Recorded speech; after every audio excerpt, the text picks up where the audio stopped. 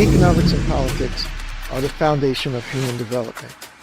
While forming the world's earliest civilizations, Africans also laid the groundwork for the creation of economic systems. By learning from our history, we gain the strength to empower the present and design the future.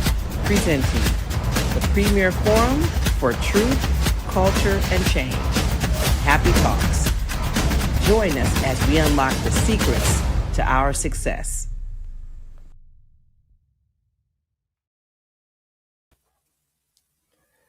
Greetings, family. Peace. Peace, family. What's up, brother? How you doing? Everything good. It's been a while since I've been here. I'm doing well. All right. I think that happy hack slipped by me. Yeah. Listen, I'm trying to make sure you get all the, all the necessary gear. By me, brother. Yeah, we got to make sure you get one. Yeah, sure. Get one. So we got an exciting show tonight with our brother Jabari Osaze. Yeah, definitely. And I like the title because, we think about all that's going on around the world, particularly as it pertains to Black history. Mm-hmm. We understand that we got to kind of draw a line in the sand and make our stance against this. You know what I mean? And we got to do our parts. And if we don't teach it, they'll erase it. So that's a very powerful title to underscore our roles and our responsibility. We're pretty much all around the same age with what they call middle age. And we have a lot of elders that kind of like in a position right now where they're kind of passing the torch from one reason or another. Mm-hmm. But we have to realize that we definitely have to take this opportunity to draw the line in the sand and do what we need to do. With that being said, we want to kind of do a little housekeeping, family, as we normally do. Get everybody like kind of amped up, pumped up for the discussion. What I like about talking to my brother Jabari, we get an opportunity to just kick it, as a contemporary. And I think he's one of the leading contemporaries too, especially as it relates to understanding and knowing Black history. So definitely in for a treat. We think about this thing in HAPI, what we got going on, family. When we say things like subscribe to the newsletter, not only subscribe, but open it and read it, it's important because it's one of the ways that we can take that stick and draw a line in the sand and making sure that people stay connected to what's going on in the Black community.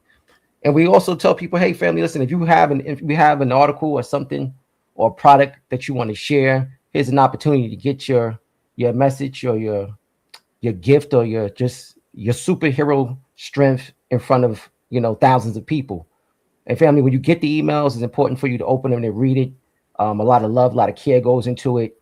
And it's a really, really, just put it loosely, a dope, piece of information. And, shout out to Sister Felicia for curating that and doing that every month. So it's very important that we stay connected to that. Also, if people have seen, we're in the thralls or just putting together studio sessions with our top leading scholars around the community. And we definitely want you to support that. If you don't have an opportunity to watch them, make sure you watch them. And if you want to support it in other ways, because it takes a lot to do it, to produce them, equipment, videographers, studio time, like all that is editing is a big part that goes into it, but we do it because there's a love and care there. So definitely, if you want to be a part of that and donate, absolutely 100% do that. Or show your support, your happy love, and be a part of it. As always, the film is the cornerstone for what we do. So if you have an opportunity to see it, it's available streaming now on Amazon Prime, Quayle TV, and Tubi. Haj, you got anything you want to add to this?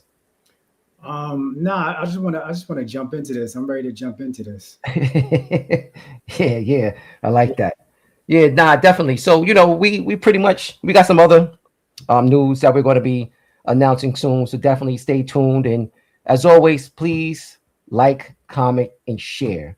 Also, check out the HAPI gear. Oh, absolutely. Check out the fit, the HAPI fit. You know what I mean? So definitely take a look at that, see what's going on. All right. So listen, without any further ado, we're going to bring in our guest, Jabari Osaze, and we're going to talk about this topic. Teach it. Peace, Peace. my brother. Peace, Hotep. brothers. How are y'all doing?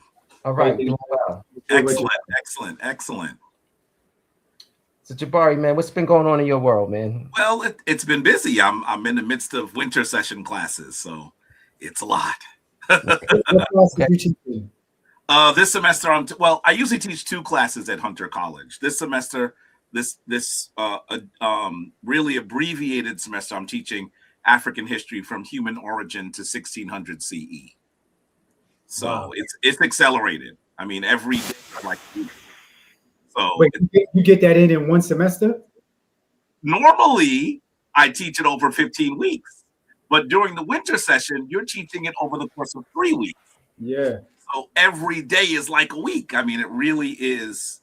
It's certainly accelerated, and my students are feeling it because there's so much reading to do. And I always say to them, "What made you think that learning 3 million years of African history was going to be easy?" And they chuckle while they're in pain with all the reading that we have to do. So it's an amazing honor to be able to really try to sculpt young minds and help them understand exactly what it is to be an African, right? There's been much said about us. Most of it is negative. When you are able to assist young people in putting those pieces together so that they're really able to understand our history, it's exciting. So while it's exhausting, it is exciting. So yeah. And I'm gonna have some questions later on in the show. What were you gonna say? I'm sorry. I'm gonna have a question or two later on in the show about pertaining to the class that you're teaching, because I just had a conversation with somebody talking about all those millions of years prior to. But go ahead, finish what you were saying. Yeah, the one thing I was going to say is I'm also honored to teach in the department that was founded by Dr. John Henry Clark, who was one of my professors. And so it is of critical importance for me to do the kind of job that would make him proud in the department that he founded in 1969. So it's exciting. Yeah, that's what's up. Hey, listen, while we are on this topic of ancestors, speaking of John Henry Clark, we definitely want to take this moment to honor the legacy of Dr. Charles Finch, who just recently made his transition. We were fortunate to have the opportunity, I believe some years ago now, to have an interview with Dr. Finch regarding, one of the big things we talked about was the Great Year, the 24,000 year cycle through the Zodiac. And that was like, his thing. So definitely love and respect for Dr. Finch and his family, and safe journey, through the underworld. Jabari, what was your, I guess, relationship or interactions with Dr. Finch? Of course, I had read his books before I'd ever met him. And when you do that, then you meet this giant. You can actually feel a little daunted by their brilliance. And so that's certainly how I felt. But he was truly one of those people that was extremely warm and open, right? So instead of being this towering intellectual giant, he simply just embraced you, talked about what you were up to, made connections. And so I was truly impressed each of the times I had to spend with him. He's also a fraternity brother. So he's a member of Alpha Phi Alpha. So we connected on that, right? And there were at least 2 times that I was in Kemet that he was also in Kemet. And one of those times we had dinner and just had time to just spend getting to know each other. So I certainly didn't know him as well as some of the other ancestors that directly sort of taught me or inspired me, but I was inspired through his writing and got to know him a little bit during the later portion of his illustrious life. Just to see someone coming from the field of medicine be so connected to history was always impressive as well. So connected to understanding Kemetic and other African spiritual forms, really, really important to him as well. And so, as I say with folks like Dr. Runoko Rashidi and Dr. James Turner, there is a Dr. Charles Finch hole in the universe as it appears to us on the physical plane Mhm. today, just because I'm not sure who else would have done the kind of work that he has done. So our thoughts are absolutely with his family. I know that there's going to be mourning. I know that. But when someone makes the kind of contribution that Dr. Finch did, we should really be filled up with the sense of gratitude more than the sense of mourning. So I'm hoping that that's where most people will be, rather than simply feeling sorrow that he's no longer on the physical plane. Shay. Hassan, have you had an opportunity to one day meet the brother or like read any of his works or do anything of that nature? Yeah, I just want to piggyback off a little something Jabari said. I think that we should focus more on the life he lived and, the education that he gave us, more than focusing on the so-called death and his physical not being here, because he laid down, such a foundation that I'm only familiar with, like maybe a minuscule of what he laid down. I got his books here, but I haven't read neither one of them. I bought them to support, and I haven't gotten to them yet. So now I definitely got to get to them. But well, this picture right here, I met him at a conference, and we just spoke briefly. He was super kind. He told me all the best to whatever I do in the future, and it was short and sweet. But very kind man. And as far as watching his videos and his lectures, just brilliance. Facts. Mm. Facts. Speaking of lectures, what we're going to do for the family is we're going to repost that videos. We got some odd, maybe like 300 something videos now. So instead of people digging, we're going to make sure that we kind of put it at the top so folks can see it and have opportunity to learn from that experience. You know what I mean? So it's definitely powerful. We want to make sure that we acknowledge, the now new ancestor, someone who's carried a lot of weight, who's touched a lot of people mentally and spiritually, and we want to definitely make sure that we give him his flowers. Definitely. With that, Jabari, speaking in the sense of legacy and teaching and passing the torch, you spoke of earlier Dr. John Henry Clark, and there's so many others. Bob Haru just recently made his transition, and we had the celebration of life for him. There's so many of our elders that are at that stage where it's a possibility they're going to step over soon. Yeah. And it makes me wonder, like, what is our role? What do we need to do to continue in their footsteps and make sure that the most important thing for me is to make sure that there's someone to continue after us. I think that's the piece that we miss a lot of time, is the intergenerational connection from one generation to the next, because we're going to continue this fight. This fight has to continue after us, because some of this is not going to happen in our lifetime, but we have to set the pathway for that so that it can happen in the future. That's right. So when we think of this title, Teach It Before They Erase It, how does that resonate with you? I have to say, you asked two questions. I'm going to answer the first one first.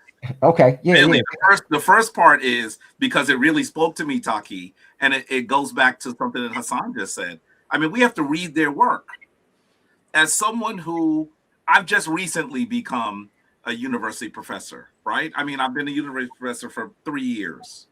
Before that, like you, I was a working historian, right?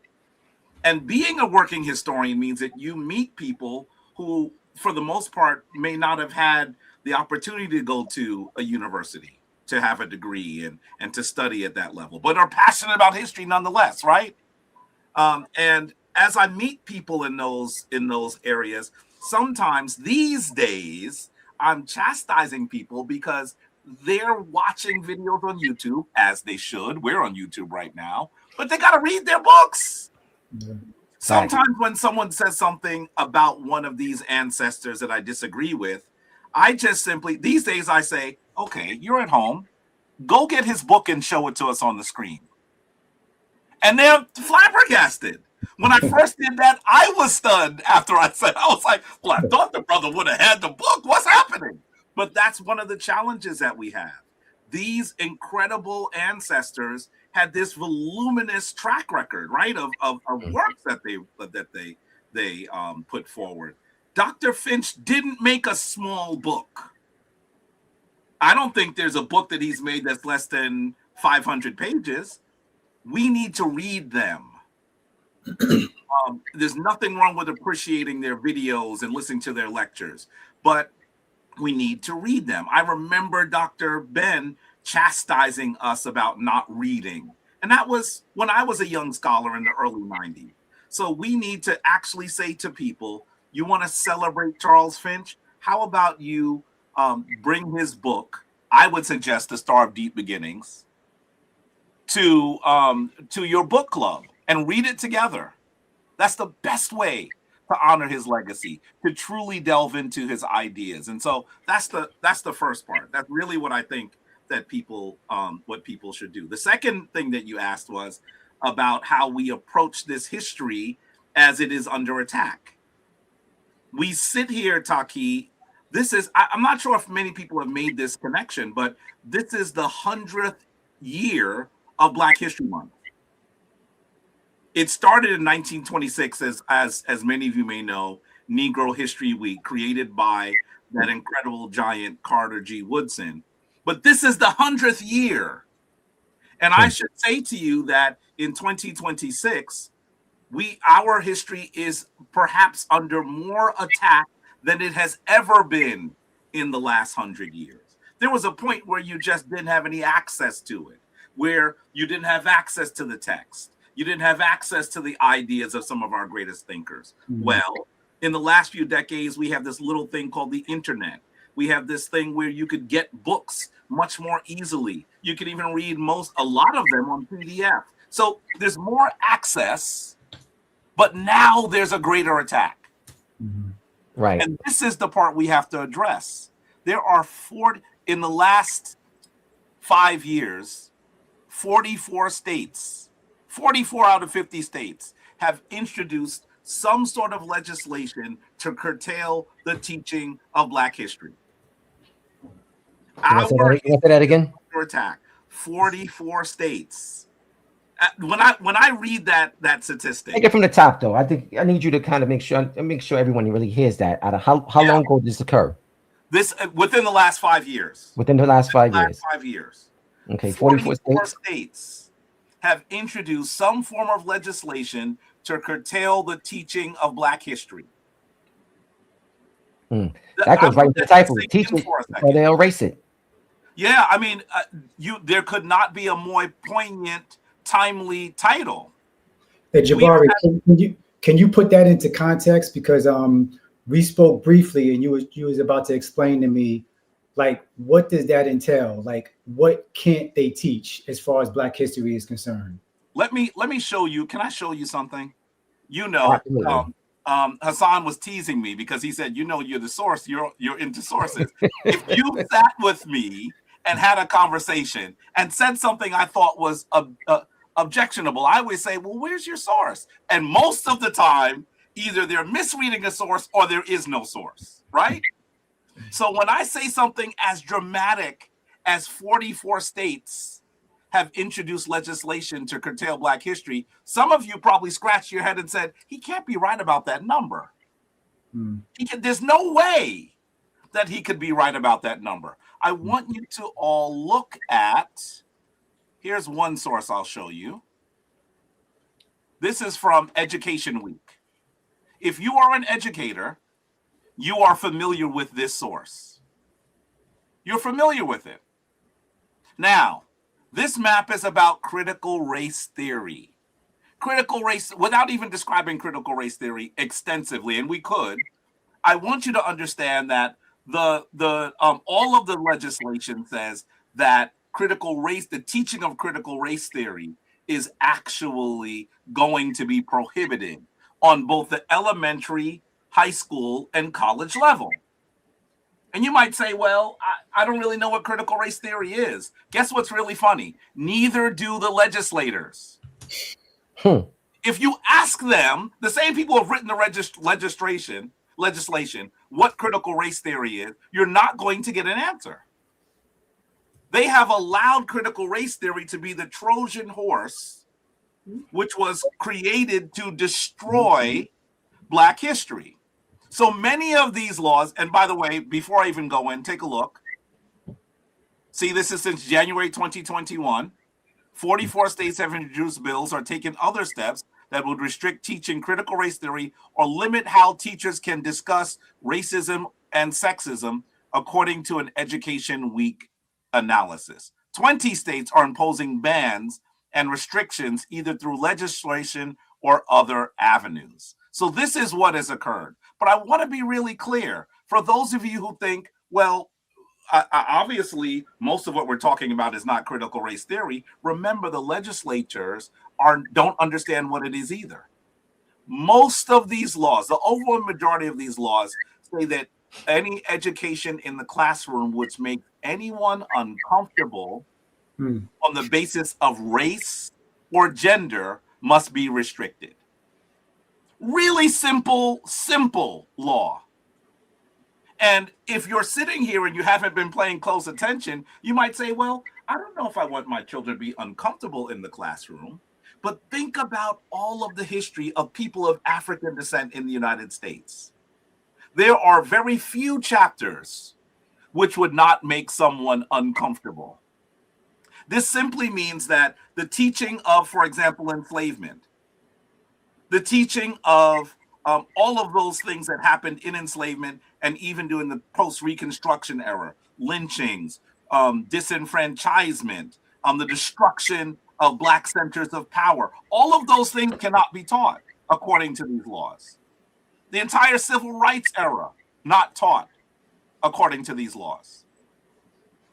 And so their attempt at saying they're curtailing critical race theory is really an attempt not to tell a story about how we got to the present moment, how we actually arrived at the place where we see people of African descent in the United States with a lower socioeconomic background, where we actually see that most penal systems are disproportionately filled with Black bodies, where we cannot see ourselves at a point where we see the correctional industrial complex attacking Black people in streets and in prisons and jails around this country. Without any context, with no understanding of how we got to where we are, the only thing that you can do is say these disparate outcomes for Black people is because there is something intrinsically wrong with them.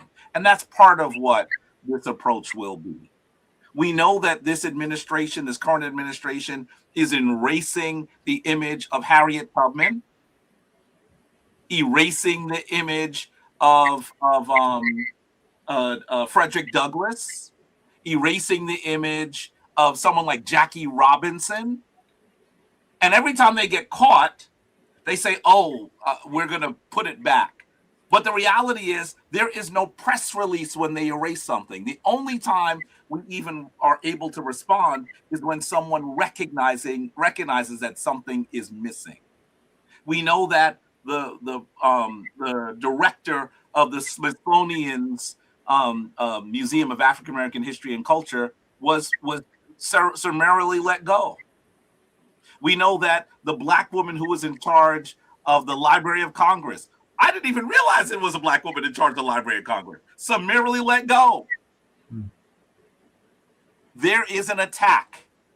And part of it is because there are very vocal segments of our government now that are saying that we have told the story of slavery as if it is far, far too painful. Just last week, the President of the United States also said that, and he said this before, that the civil rights era has, of course, there were some things that happened that were very poor, but the major issue is that white people ended up being treated very, very badly.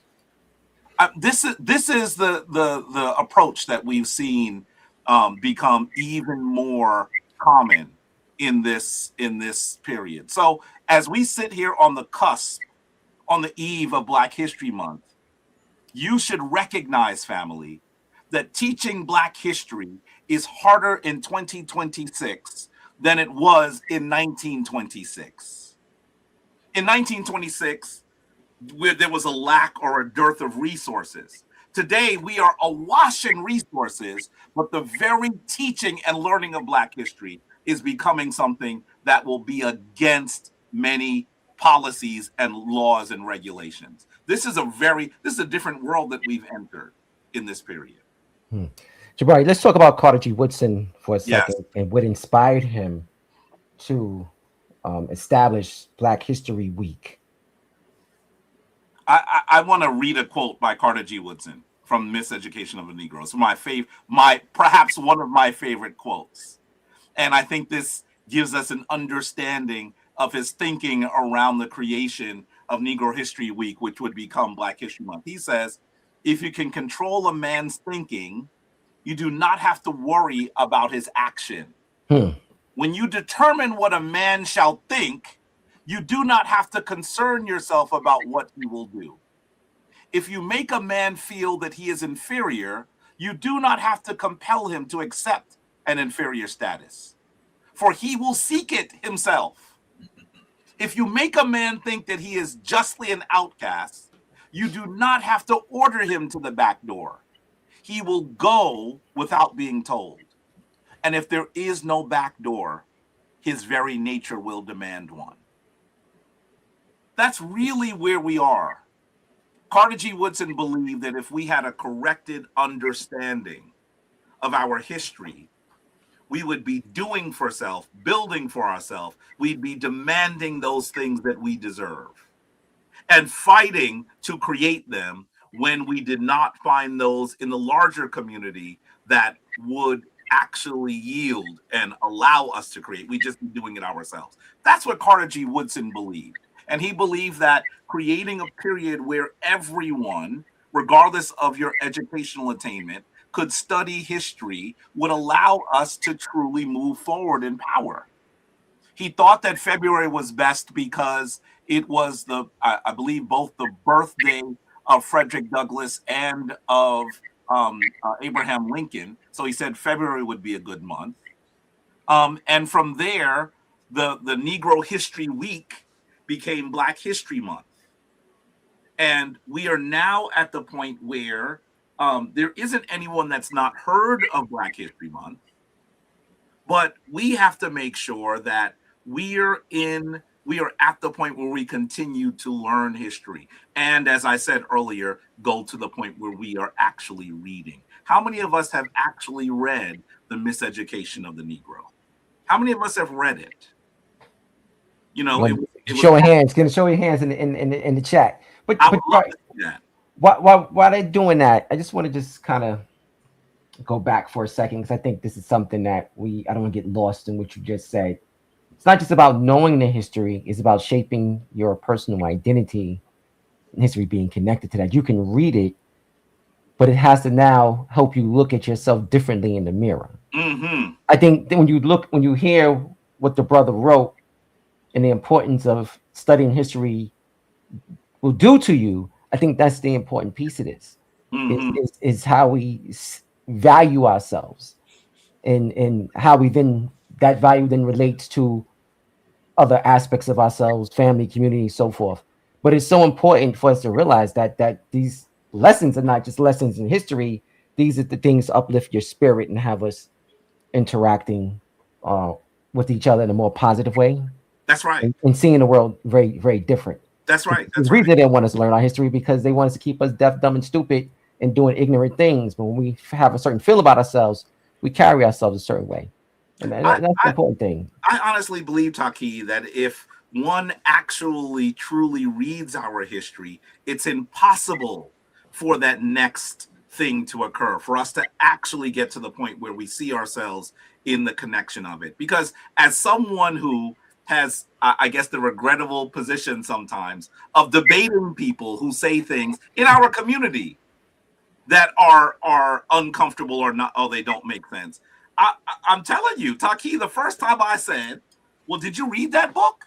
And I got a strange look. I was surprised. I expected him to say, yeah, I read that book. But the reality is most of the people who are saying things that are not in the best interest of Black people have not studied history. Right. They just haven't done it. It's not like they've read it and they've weaponized something against it. They have not read it at all. Right. I've heard people critique some of our greatest ancestors now. Critique Dr. Ben, critique Dr. Clark, critique Runoko Rashidi, and so on and so on and so on. And you ask them, well, what have you read their work? And the answer is almost universally no. They saw a video on YouTube, they heard them say a sentence, and they said, I disagree with that. Interesting.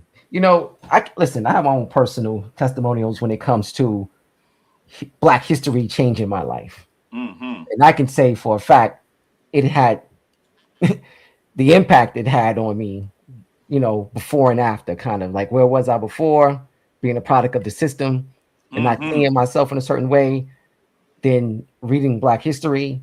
And now I feel like, literally waking up. It's all the conscious community. But for me, that's when consciousness, I became conscious of the world and what was going on. And it came through history. What's up with you, Haj? You got something you want to add to this? Yeah, I mean, same thing here. First of all, I've worked at a Black college for 33 years, right?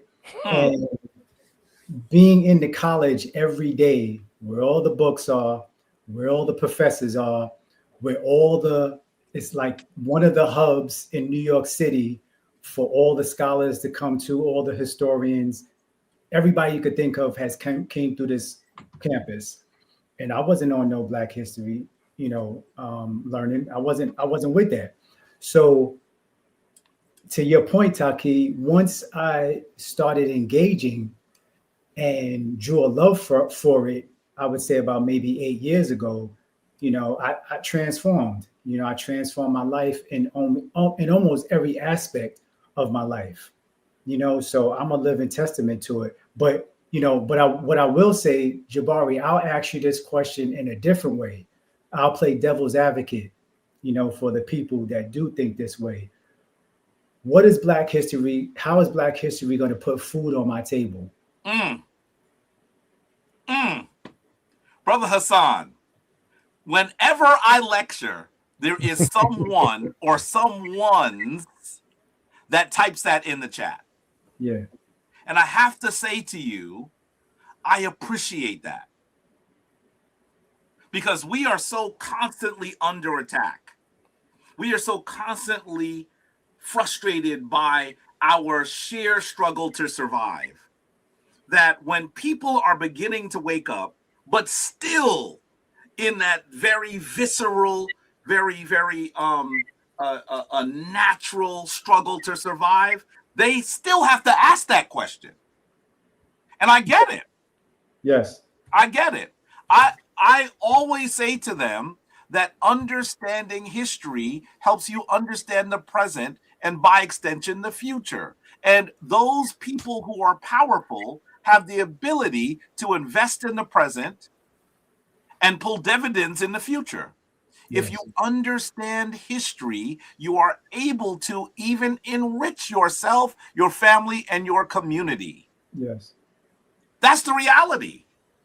And I think that sometimes when people say that they want some tangible things, and I start talking, when people ask me it directly, personally, I ask them what are the things they're interested in. And I try to give them something that they can study that is connected to the things they're interested in. Yeah. But then I say to them, okay, you're looking to find a way to empower and enrich your family, as everyone needs to. How can you connect the things that you're interested in to our history and then to you empowering and enriching your family? Yeah. And there are a variety of ways to do that.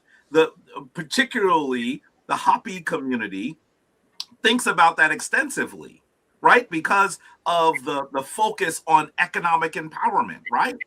So maybe this means that we need to work together to try to control the real estate of our communities. Maybe this means that we need to work together to invest in international communities so we're able to bring those dollars into our local communities. Maybe that means that you'll do some of the simple things that Taki and I have done for many years. And that means that you're going to teach people history and find ways to live in that manner. Being a working historian means that, you write, you take people on tours, you can live doing this. And I think that what people have to understand is the most powerful people who tend not to look anything like us, by the way, are people who are attempting to control history. So if it wasn't important, why go to the great effort to control it? True indeed.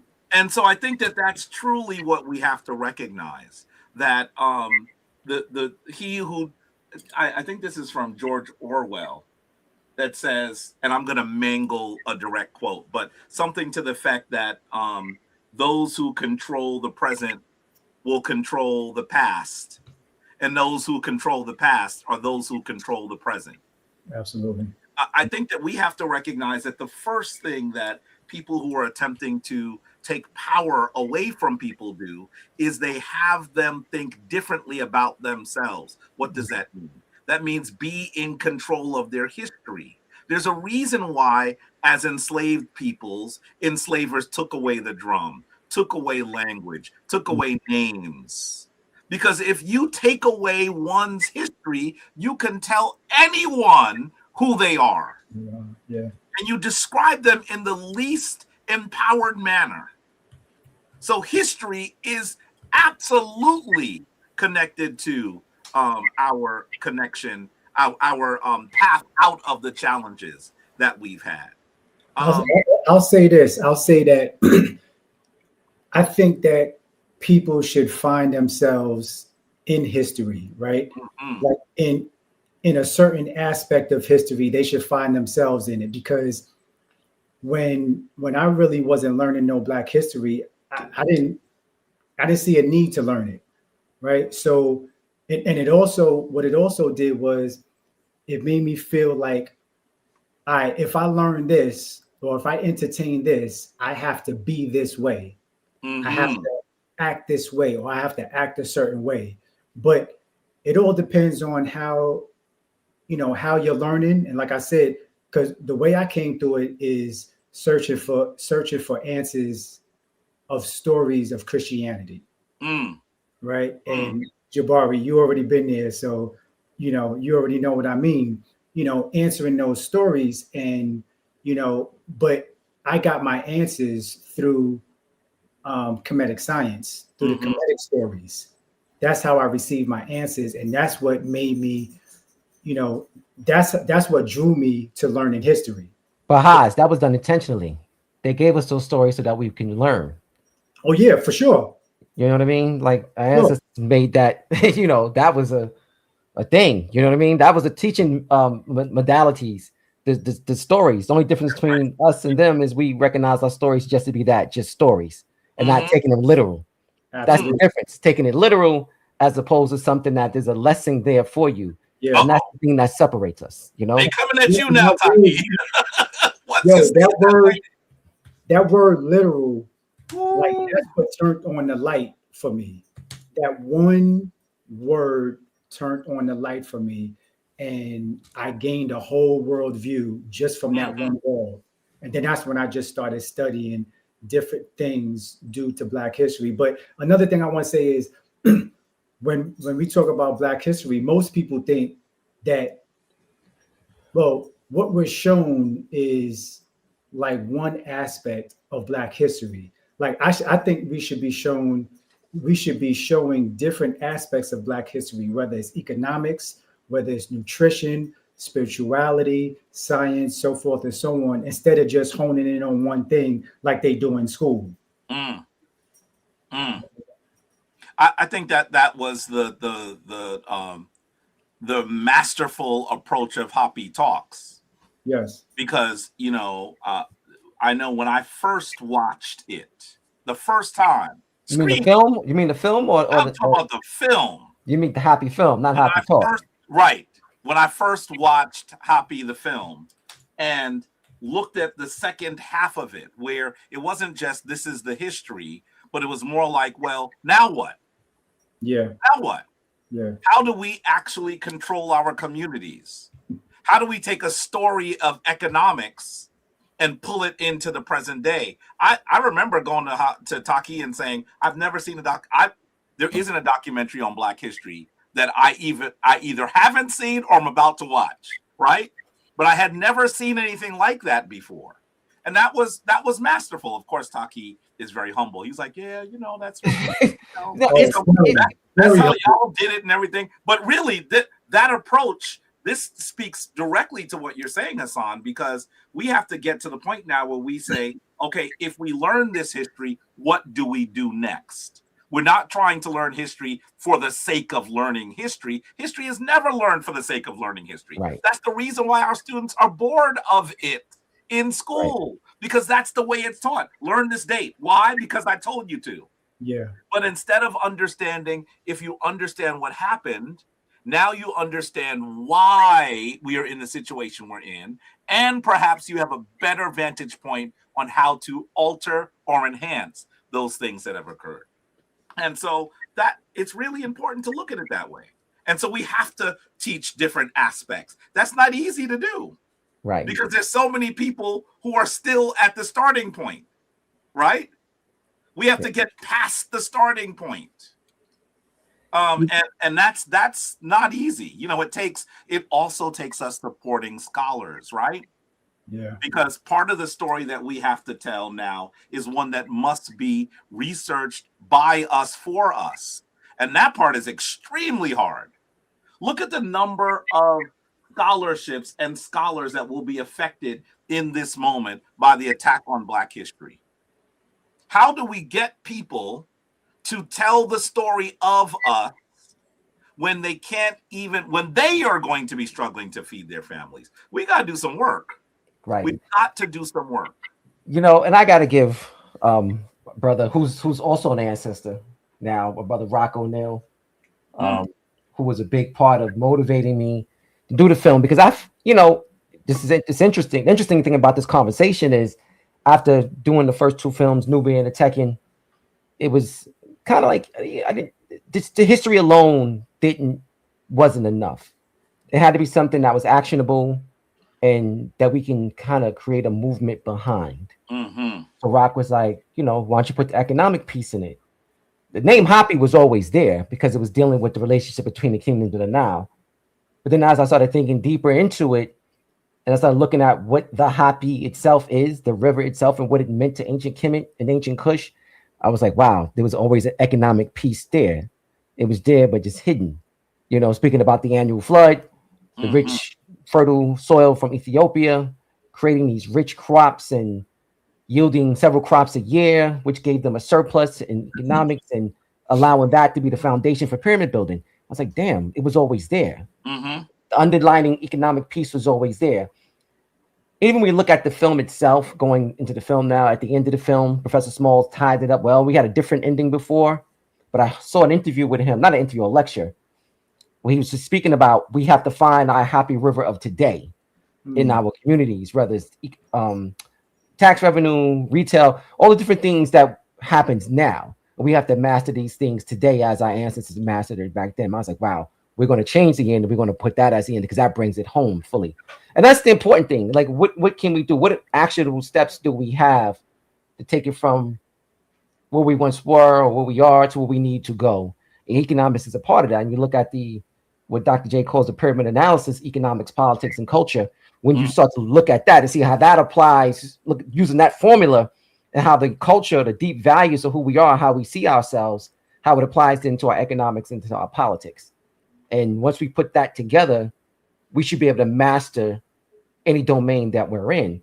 But also keep in mind that people are in survival mode, not by accident. That is done on purpose. Because the more they keep us in survival mode and trying to figure it out and paying bills day to day, the less we can do to think and create.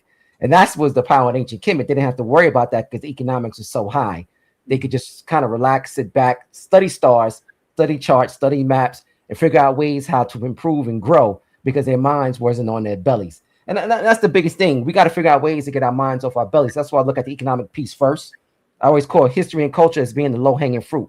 We tend to grab that first. You know, if we look at economics, politics, and culture, we grab the culture first. You know, we're doing the dashikis, we're doing this, we'll do all these different things, but the economics we kind of put to the side. But I figured we grow that first, we pull that first and lay that as our foundation. And once we have that as our foundation, we can build on the other two aspects. But before we go any further, family, please like, comment, and share.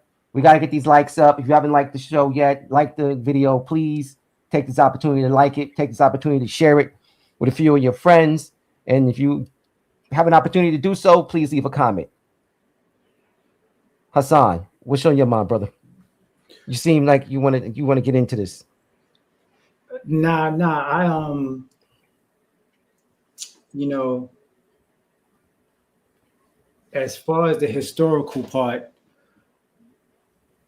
I just think that everybody has a job to do, right? And Jabari said we got to get past the beginning stages, right? But I think that you have someone over here focusing on the beginning stages, someone focused on the middle stages, someone focusing, you know, further for the like-minded people that are a little bit further, you know. And once we start narrowing that down, you know, we're not trying to get everybody on the same page, pretty much, right?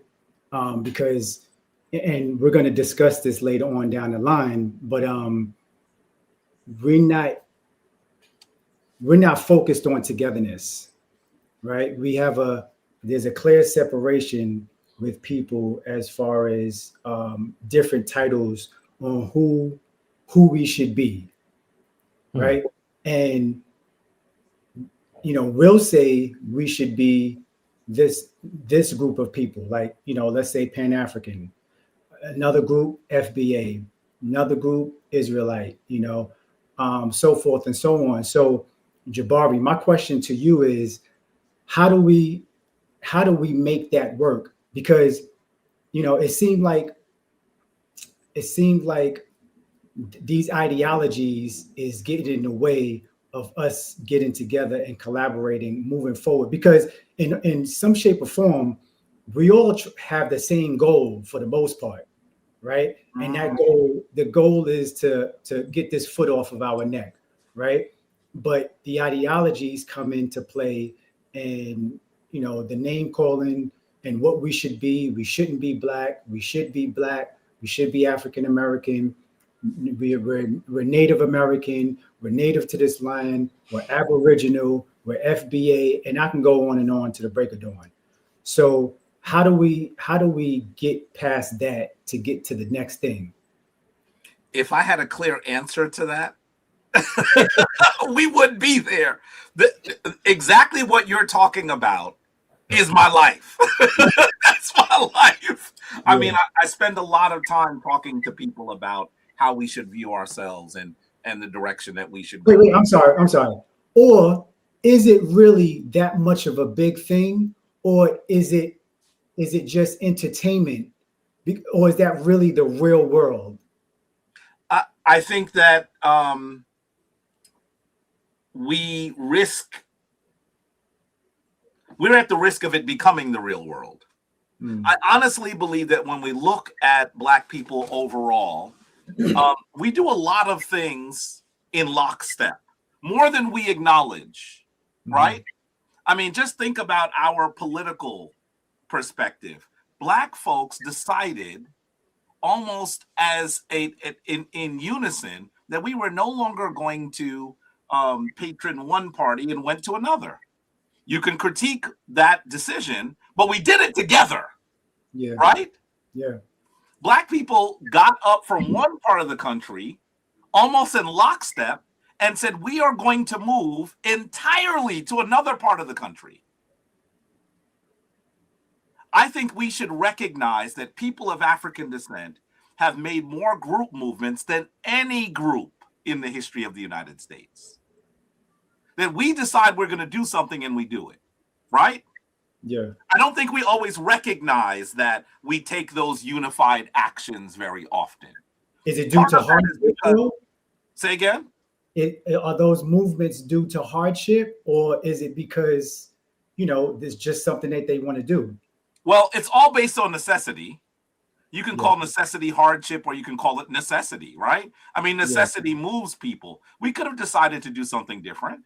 They were very, very clear. Let's just talk about the fact that Black folks were looking to literally shift from one part of the country to the next, right? I mean, there was a robust discussion around how that should occur. Just think about the Atlanta Exposition speech of Booker T. Washington versus the discussions on the Niagara Movement side with W.E.B. Du Bois. There was a robust debate. Should we do that? Right? And we decided we were going to do something, and we did it. No other group in the United States has done that. Sometimes I think we look at the fact that we're still in the midst of a war, and we forget that we have won some battles. And I don't think that that's helpful, because if you think that it's not possible for us to win, then why should you fight? We have to at least look at the things that we've done in unison and say that this should be a model for the fact that we can do things in unison. So let me say that right off the bat.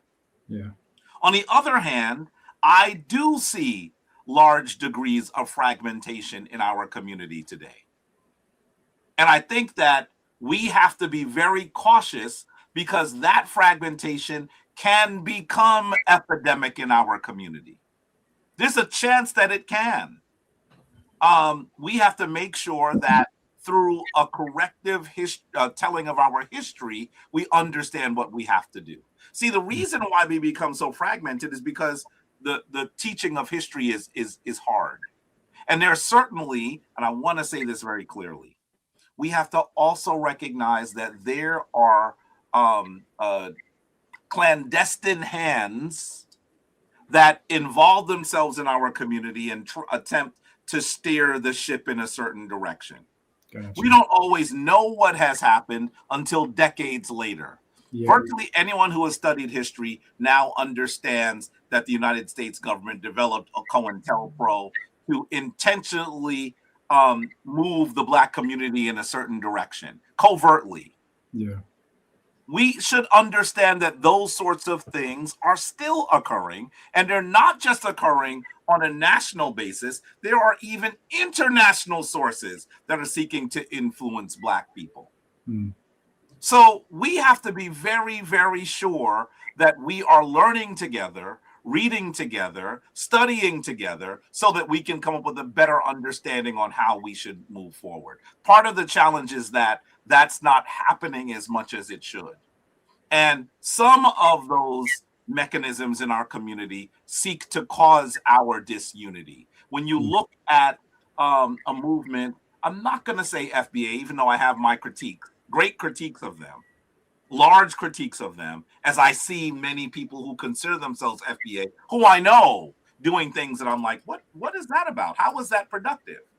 But, you know, if you look at the ADOS movement, which is very similar to FBA, people who are in FBA going to be upset with me.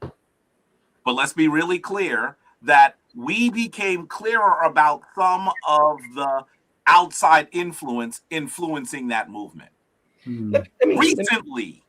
Recently. Jabari, I'm sorry to cut you off. Go ahead. My apologies. I just wanted to ask a question about ADOS, and just clarification purposes, because what you just said, something I heard in the past, and I just wanted to be sure.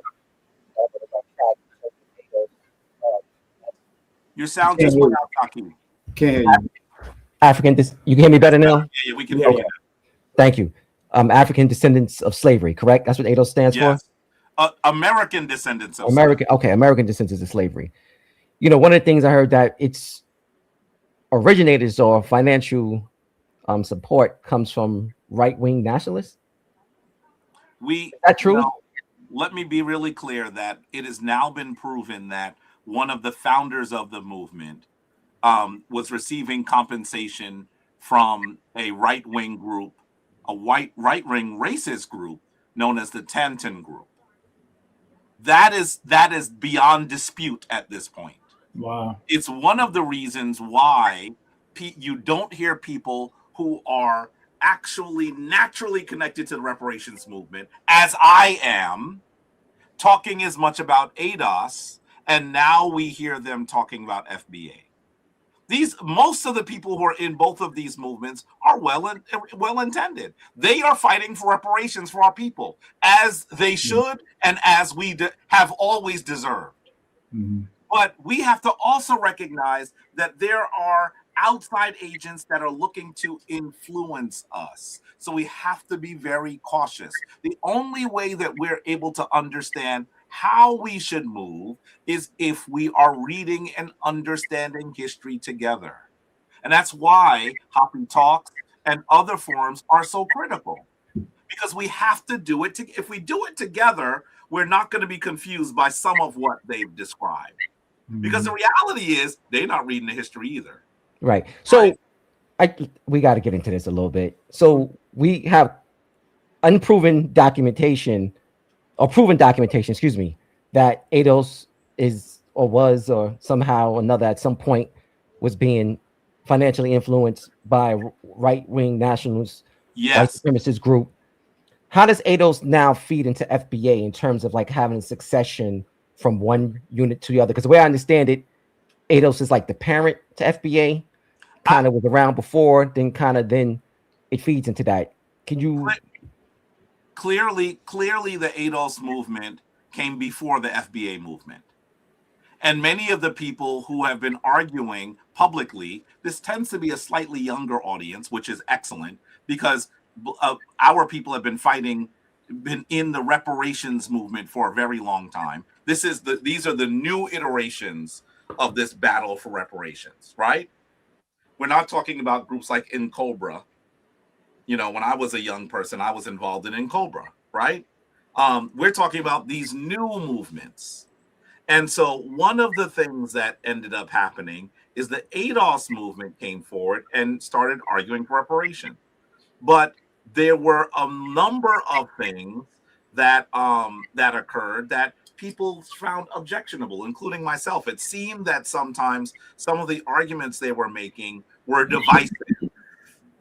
They were extremely divisive when they began to talk about different members of the African or Black community in the United States that should be ineligible for consideration, should not even be able to talk about our circumstances, our situation, because they didn't meet some sort of purity test with regard to their connection to enslavement, right? Their personal lineage connection to enslavement. And I know that as someone who, like you, Taki, has been talking about our history and about how we should approach our public discourse around the things that we require, that we demand, sometimes people would come in the chat and say, Jabari's not ADOS. And that was a way to say, stop listening to him. And the reason why they said this is because they heard me say, my mother is from Guyana. Right. And I was like, wait, first of all, even if I wasn't ADOS, is anything that I said untrue? And then I said, now wait a minute, because you know that my mother's from Guyana, I don't know if you understand how lineage works, right? I mean, that's one half of my DNA. What about the rest of it? So I began to talk to them about it, and then I realized that what they were doing is they were like slicing off slivers of our community, right? And had us fighting with each other, relished that battle amongst different people who are Black or of African descent. I tell you, this is kind of, let's say, a sad moment, but at some point we have to stop falling for the same play in the playbook. Yep. You know, this is the hokey doke. This is the kind of the play of COINTELPRO. Like, we know what they do. They divide and conquer, and they're good at it. But we just seem to keep falling for it, and it's sad that these are some of the things that we're dealing with right now. Pan-Africanism versus FBA. Is that even such a thing? So let's say this. So then after the ADOS movement became clearer that they were compromised. Because I've noticed that there are a lot of Black folk that began to say, wait a minute, something's going on here that doesn't make sense. And then they became clear that Yvette Carnell was on at least 2 boards, I believe, that were put together by John Tanton. John Tanton he's well known. He's a white nationalist. Look him up. He's a white nationalist. He's anti-immigration, all of these things, right? And you would say, how could anyone arguing for something in someone was arguing for our benefit, how could we then have these people who are in the leadership of the ADOS movement next to him? So if those of you, like I see Gene Smith says, Professor Osaze, please expound on why ADOS is receiving financial assistance from a white right-wing group. Let's put that up. I want you to know this is what you can do. Because remember, I'm the guy that says look for sources, right? Look for Yvette Carnell, Tanton Group. Spell and out. you're going to Spell Tanton. Tanton, Tanton. The Tanton Group is put together by John Tanton, right? She sits on some of the boards that he is part of. That he created, not part of, that he created. And so this was a peculiar thing for us to realize. So we began to realize that they had been compromised. Now, let's be very clear. I'm talking about those people who were the leaders of the ADOS movement. There were many, many, many thousands upon thousands of Black people who were simply arguing that Black people deserved reparations. Right? I'm not saying anyone who ever said they were ADOS is compromised. I'm saying the institution of ADOS is compromised. And we began to realize that what they were attempting to do is they were attempting to steer the ship, steer Black America, steer African descended people in a certain direction. That's what was happening. And so they lost a lot of credibility. That's the reason why you don't hear about them as much. Some of those same well-intended people in support of ADOS then in some way shifted towards FBA, Foundational Black American. This term was created by Tariq Nasheed, right? Tariq Nasheed always had beef with ADOS, or at least the leaders of ADOS, and said this is the direction we should go in. Still a reparations-based movement. Right? And so you're not, when was the last time you saw anyone rock ADOS and say, I'm ADOS? Now people say, I'm FBA. Mm-hmm. So this is was the next iteration of that movement. Now, I have to say, anyone who is fighting for reparations, I will give begrudging support. However, I have also seen, and some people on this very chat are going to be offended by me. Go ahead and be offended. These are my words, and not Taki's words, and not Hassan's words. I have seen people in the FBA movement, people who I know. I'm not talking about bots, because that's a real thing too. I'm talking about people who I know, who have then spent a lot of time attacking other Black people. Most of their time attacking other Black people. And so that is part of the challenge that we are seeing now. I know Tariq Nasheed. I was in 2 of his documentaries. I know him personally. I disagree with the direction that he is taking. And I honestly think that I don't know if he's compromised. I can't say that. I will not say that. But I do know that there's some things that the FBA movement are doing that they need to check. Hey, Jabari. I've also heard that FBA is not a movement controlled by him. Good. That means that people who are FBA need to check it then. We should not spend all of our time attacking other Black people who, by the way, got to the United States more recently. We should not do that. Why are we doing that? What's the point of that? I spoke at the first FBA conference in Atlanta. I was one of the speakers. So I love those people who are ready to fight for reparations. I've been fighting for reparations since I was 19. So I get it. But on the same token, we need to make sure that our community does not destroy our connections to other people who are in our community. And here's a real question we should ask. Okay, let's say, like myself, that you have lineage of people, you actually have people in your direct lineage that were enslaved in the United States. I do, right? In fact, with the recent research I've done, Taki, I actually think that some people in my family who were enslaved might have played a role in the the killing of one of our enslavers. I'm still doing some more research. I want to have the name of the person who was at a particular place when the enslaver was hung. Look for the book, Executing John Bright. I think I have it here. It's around the house right now. Look for the book. Anyway, so I think that as someone who has that lineage, wonderful. We should recognize that the United States owes us for our forced labor and the torture visited upon our ancestors in building this nation. That we deserve. But what if someone's family arrived in the United States in, I don't know, 1870? Are you saying that someone who is of African descent that arrived in the United States in 1870 should not be, they did not experience the desecration of our communities. They did not experience the post-Reconstruction era. They did not experience what occurred to Black people during that period. We have to be better about articulating who is part of our movement. And if we're going to be powerful, we need to be more inclusive, not less inclusive. Right. That's the critique that I have, and I think we need to do some work. Of course, we know that there are some folks in the FBA movement who have attacked our elder scholar, Professor James Small, as well. And that stuff, if you've seen it, is ugly. It's ugly. Right. What I don't understand is how we can't be both a foundational Black American and a Pan-Africanist.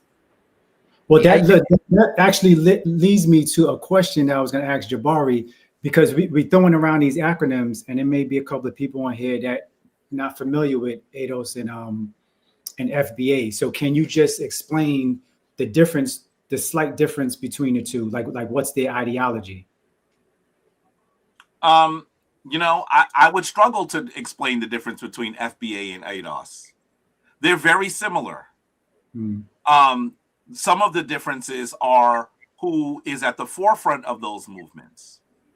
But they've done some things that are similar. And so with regard to their focus on reparations, that's the major part of what unites. The lineage part. Say again? What about the lineage part? I actually think that they may describe some of the lineages differently, but the reality is that they're both focused on lineage. They're both saying that you have to be connected directly to someone who was enslaved in the United States. And in fact, I have seen people in the FBA movement, including my brother Tariq, someone who I know, right? This is a loving critique, but a critique nonetheless. Yeah. Call Black people who have gotten to the United States later tethers. That's what, and now we hear folks on the right mimicking them. I don't know if you saw this. This is last week. Gotta be last week. Last week, we saw folks who were clearly on the right, someone who's running for governor in Florida, actually celebrating that term tether, as they are using Black people to continue their xenophobic approach. And so we got some work to do. A lot of work. We definitely do. So, family, want to greet and shout out to Sister Felicia, fresh out of returning. She's late here tonight, coming straight from the continent, coming back from Africa. She has some, exciting news. But before she get into that, I don't know, Felicia, if you've heard some of the conversation about foundational Black Americans and Pan-Africanism. Just, I guess for us, everyone here, we would consider foundational Black Americans on this panel. But what is your feelings on just a foundational Black American being a Pan-Africanist? And why is that important to us? You're on mute. All right. So this is the thing. I never thought about, being both. I've always just considered myself a Pan-Africanist because, in the way that I'm thinking about this, the hills, the fights that we have to go through just every day, but what we have ahead of us, we literally need every man on deck. Okay. And so this whole dividing thing, I'm not into dividing Black folks. It's okay if you have a different view about something, but as long as our collective voice is for unity, for us to be financially okay, for our kids to be okay, then I can rock out with you. You know, I initially, when I started hearing about this FBA, you know, I just kind of was just hearing like sound bites, right? And I like what you said, Jabari, about show me the research, because, you know, these little sound bites of things, just from a common sense way, it just seems like I just don't know if it makes sense. You know, they're the foundation. So that's why I'm just like, we've got to be fighting for unity, you know. And I don't know what maybe we can start a 3-letter abbreviation for that, but we really 100% need to start fighting for unity, because this right here, this is, yeah. And I thank you for saying that about the attack on our elder, because I also feel like, you know, whatever happened to, if you have a problem with somebody, calling them up and having a conversation, you know, and then, you know, just to see all the infighting going on, and, you know, and I was like, wait, is there anything sacred in our community? You know, like we can't, like, if we got beef, you know, you're not, if I ever have beef with somebody, you're not gonna see me on HAPI Talks talking about them. Like that's not how, because I'm not, it's about us progressing and about us figuring out how to work together, how to trust each other, so we can be good, you know, so we can be financially stable and independent. That was the word I was looking for first. We need to be financial. Yeah, we got too many other things to be fighting about. I'm not, you won't see me. And then, you know what? And then, okay. And Sister Felicia, when did the term Pan-African become a slur? What? Yep. All of a sudden, like, you know, those are Pan-Africans. I'm like, wait, was that supposed to be an insult? When did Pan-African become a slur? Yeah. Exactly. And so, and when we talk about, you know, this is the other piece, you know, people just talking about a whole group of people that they some of these people have never even been on the continent of Africa. And, you know, we at HAPI, we consider ourselves global. And so we talk to everyone. And just as much as, you know, in any group of people, you can find one or two people who are like at the extreme, but the bulk of Africans, they are 100% like down with us. That's right. You know, and it's just like these, like, you know, 2 or 3 that said a comment, like it's come on, guys, like we can't keep falling for the same thing, right? That's right. That's right. And so, and in talking about that, you know, with this whole idea of you know, being global and just seeing other communities, you know, I am so excited to announce, like we get a little announcement here, and this is a testament. If you are not signed into HAPI, meaning like if you're not following us on Facebook or you're not in our newsletter and stuff, you know, like if you are like really down with us, you already know what I'm about to say. But for those who aren't, we are going to Africa. Okay. And we have this excellent trip coming up in August, and it's called HAPI in Africa. This is dope.com. Okay. I'm gonna pull up the image so I can show everyone. But we're not only going to like one place, we're even going to 2 places. We're going to 3 places, family. We are going to Ghana, we are going to Togo, and we are going to Egypt. Okay. Right. Let's just say that again. I know that's right. Yes, I'm telling you, we about to get it in. We getting it in. See, I'm so excited. I can't even find the meme to be getting it in right now. I haven't been to Togo. I might listen. If you see me with a toupee on, don't shout a brother out. Jabari, we know that's you with the toupee. Don't shout me out. I know. Look, this come on, come through. I'm telling you, this is nice. We're really excited about this trip. Yeah, and you know, this is what we're promoting over here. Okay. This is what we're promoting. And we are Felicia, while you're looking for the meme, I just want to just touch base on this, because we talked earlier about shaping our consciousness through history and reading. And we started the conversation and discussion off with that. I just want to add to the family just how important the travel piece is connected to that and raising our consciousness, really seeing it for yourself. You know, when you go into these places, when you go to Ghana and you see the slave dungeons and you understand that history, that someone like right now, we're talking about this whole thing between ADOS and FBA and Pan-Africanism. When you see the slave dungeons, you understand the horrors of the door of no return, and you see these things and you're like, wow, it gives you a whole different context when it comes to history, because now you can put it together. When you see the Nile, you see the pyramids. There's nothing like seeing Khufu's pyramid. It's nothing like it. It's almost like you can't take your eyes off of it. You understand what I'm saying? When you see this up close in person, it will transform who you are. So when we say these things like, hey, the reading and stuff is important, but the reading and the travel go hand in hand, disconnected. It works. It works in conjunction with one another. But sorry, Felicia, go ahead.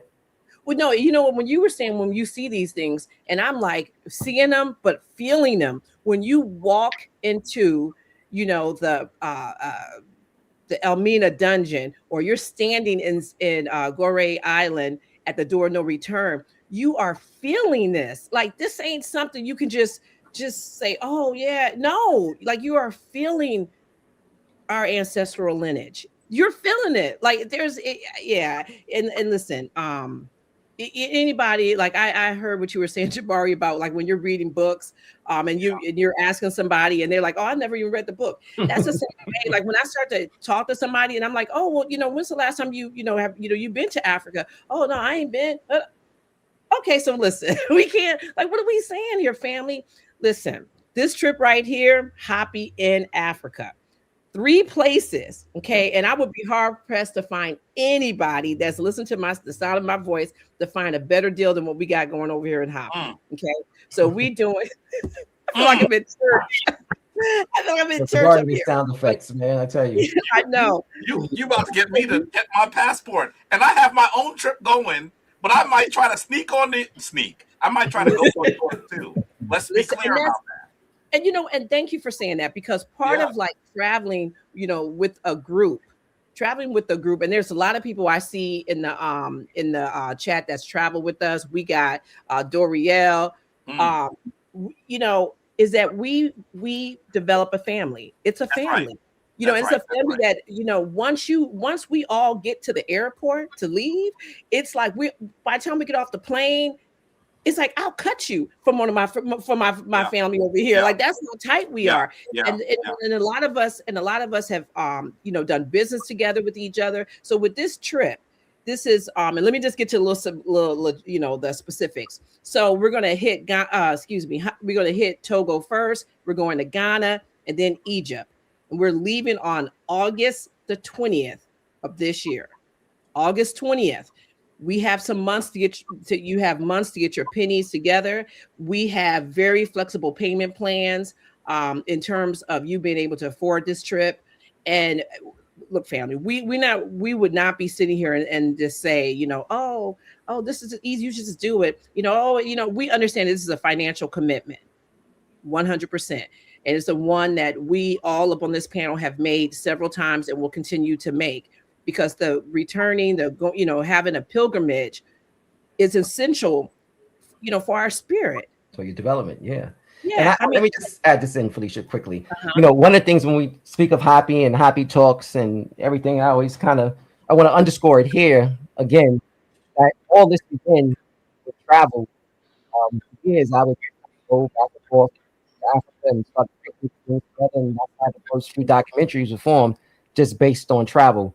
Which we look at the foundation as the foundation of what we're doing now. It all started with the travel piece. I used to always carry my cameras around. I had a little still camera, had a little video camera, and I'm just taping everything that I can see, taking pictures of everything and trying to document just the personal experiences. But from that, we now get to where we are today. But it started there. It started there with me and traveling in 1999, and it's built up ever since to this very show we have now. So yeah, family. When we say it's important because you just never know how it's going to expose you to different things and open those doors for you. Yeah. Yeah. And Yeah. I also think that what we have to recognize is there are some group of people, there are some groups right now that seem to be making us smaller. Mm. And I honestly believe that virtually every powerful group on the planet is trying to make themselves larger. For folks who are trying to say that Pan-Africanism is a problem, just imagine that there is this little thing, and I'm being sarcastic, called the European Union. I mean, we see people of European descent making these massive pan-European movements. Yes. Yes. And instead, what we hear from some folks who have not demonstrated their connection to power, their connection to economic self-sufficiency, their economic to historic proficiency, what we're seeing is they're actually saying that we're smaller than we are. And I don't understand how anyone would be convinced by that. The reality is that the better we're able to make these connections with other Africans on the planet real, the more power we have. Facts. Listen, I want to be really clear. I told it, I'm going to make this story as short as possible. I remember, Taki, when I used to sell DVDs of my lectures, right? I remember going to a place to try to get the DVD covers cheaper. So I went to a warehouse in Brooklyn, and I got there early, and the amount I wanted to buy, the guy said, oh, you have to wait for the person that owns the store to get here to do that. So I'm waiting for a while. I see this really young Asian guy come in. I mean, really young. And he starts telling everybody what to do. And so I walked over to him and I said, you're the owner? He said, yes. We had a real interesting conversation. I said, so how many people do you employ? He said, well, I employ about 75 people. I said, how did you get to run this warehouse? He said, well, here's the story. I actually have an uncle in China. He's able to get to where this stuff is made. And so when I bring it in, it's through my connection with my uncle in China. I said, and we were laughing, and I said, listen, I can hear by your accent that you're a New Yorker. He said, oh, I'm born and bred in New York. I'm real New York. And I said, look at how you're using your international connections to enrich yourself. That's what powerful people continue to do. They get larger, not smaller. Right. We don't see him insulting someone in China. Jabari, just quickly, I need you to make the connection here. What's the benefits in us being Pan-Africanists? That sounds like where you're going. What is the benefit? I want to talk. I'm talking not just about the historic benefits, because we have to understand that the only thing that separates us truly is what Europeans did to us. So as long as we continue to see ourselves as separate, we are doing our enslavers' bidding. Facts. That's what we're doing. Those enslavers have been long in the grave. They're probably roasting in hell, if you believe in a hell. And we're now pulling up their playbook and running it for them. But the other thing is, if we realize how large we actually are, if we realize how powerful we actually are, we can actually, through our global connections, enrich every Black community in the United States. The reality is the largest number of people in the world are likely people of African descent. I know we hear a lot about China, a lot about India, but the largest number of people in the world are likely people of African descent. And most of the people of African descent live in the wealthiest portion, the wealthiest landmass in the world. So when we attempt to disconnect ourselves from them, what kind of madness is this? Yeah. You are sitting in a place like New York, okay, financial capital of the world. But what are the natural resources that New York can lay hold of? Maybe some natural gas? When you look at the continent of Africa, you are seeing the only landmass, the only continent that can close its borders and survive in perpetuity. You can't make a cell phone, a computer, or actually fly a jet without resources that come from the African continent. You can't do it. Why would you want to separate yourself from that? But that's exactly what some people have done. So I'm talking about the tangible reality. I could talk forever about the historic reality. And I know we have some people in the chat. I want to just say this. I am not an expert. Brother, I am an expert. I'm the historian here. So if you say I don't know that, if that's true, Jabari, you're reaching now. Read your own title. 100%. I'm telling you because I'm the professor of history. If you're questioning, I'm saying this lovingly, brother. I'm not attacking you. If you think that something I've said is not true, reach me and I'll show you that. You know, I believe that you must show your source. I'll show you all the sources. There's nothing that I've said that I cannot prove within 5 minutes. We have to get to the point where we get larger, not smaller. All of those most powerful people control pieces of land, control resources, control things around the world. Why would we want to just be in our own community? I love New York City. I'm not leaving New York City permanently, but I don't plan to be here all of the year. But that goes back to be able to empower myself elsewhere and to bring it back here as well. Well, that goes back to what I said earlier. Can we be both? And the answer to that is absolutely. You can love your tribe. You can love being a Black American, Foundation of Black American, African American, whatever you want to call us. You can love being that, but you can also love the fact that there's a global African family that we need to connect with, and that we can work together in unison and understand that we have a common enemy. Like there's those two things are not opposite ends of each other. Those two things exist within one another, and that's just, you know, how I see it as an African American. You know, whatever you want to call me, but that's how I see it. You know, but Felicia, you know, I just want to give a shout out to my man Mike Drake, the artist who designed this lovely slide, this meme right here, and a lot of the artwork that he does for HAPI, and a lot of this is inspirational. And Mike and I kind of work together and bringing these things together, and even this logo here, which is fantastic. This thing takes over weeks to kind of put together, and we've been working on it in the background for some time. I said we had a question about aspects of the itinerary, and when we had to get into that. So we leave on the 20th of August, and then we come back on the 30th of August. So it's a nice, 10 days. And anybody who's traveled with us, shout out to Mr. Jackson. I see that he's in the chat as far, and Jamar Milton.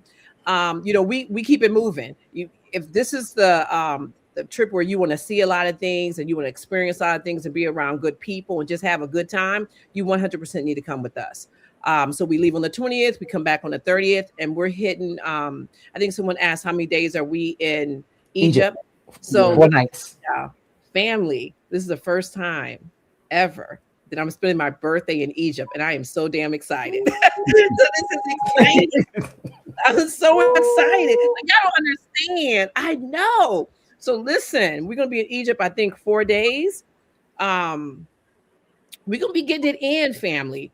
We got a lot to cover. We have lots of trips, but family, if you want to get on this trip, see, now every year we say the same thing, right? We say, listen, put your deposit in, get started, because if you come at the end, or if you come sometimes in the middle, because we've sold out all our initial ask, that we end up not being able to, we get more tickets, but sometimes it's at a higher price, right? So if you want to secure the price that we have right now, you need to just head over to akettours.com, put in your deposit, and if you can, start paying on it. Okay.